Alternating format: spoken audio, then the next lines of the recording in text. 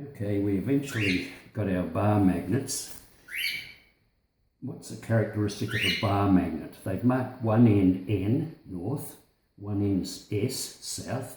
And what do they mean by north and south? Well, first of all, the laws of magnetism, opposite like poles repel. They put two ends push each other away, or two S's push each other away.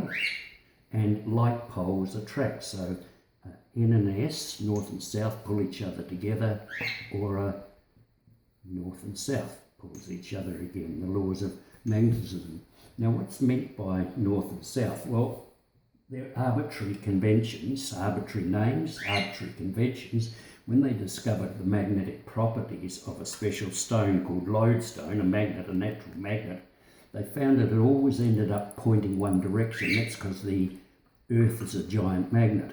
Now we can show this magnetism, and what happens with this lodestone and then these human-made magnets.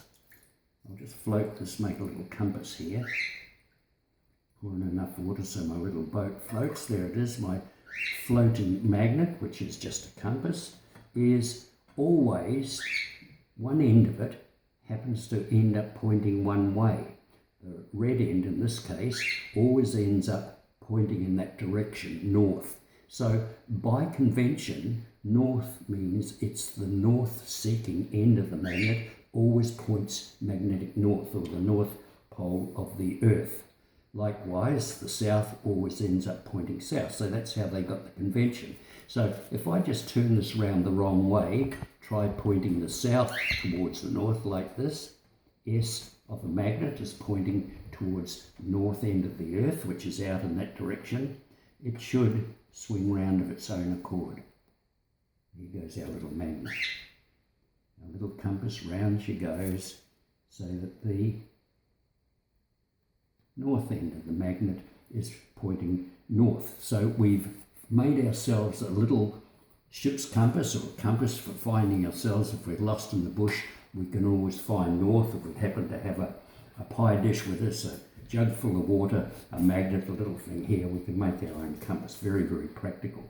Now, what I used to do to demonstrate the laws of magnetism was I used to talk about my magnetic personality, and I used to dress up in a bathrobe and put a turban on and come across as Swami River. And I said with the force of my magnetic personality, I was able to influence another magnet. You see, if I'm just concentrating, focusing hard, I'm able to do something special to this thing over here. I'm able to make it turn around. I'm able to push it away. I'm able to pull it towards me. I'm able to do all sorts of wonderful things with my magnetic personality. And they, of course, think this is absolutely marvellous what I'm doing. And of course, what have I got there? A magnet stuck up my sleeve. And so I'm just influencing this magnet with this magnet using the laws of magnetism we were just talking about. Let's just stop there for a moment. Now, let's map those magnetic fields. I'll start when that's necessary. Okay, had a bit of a short break there while we set up the next set.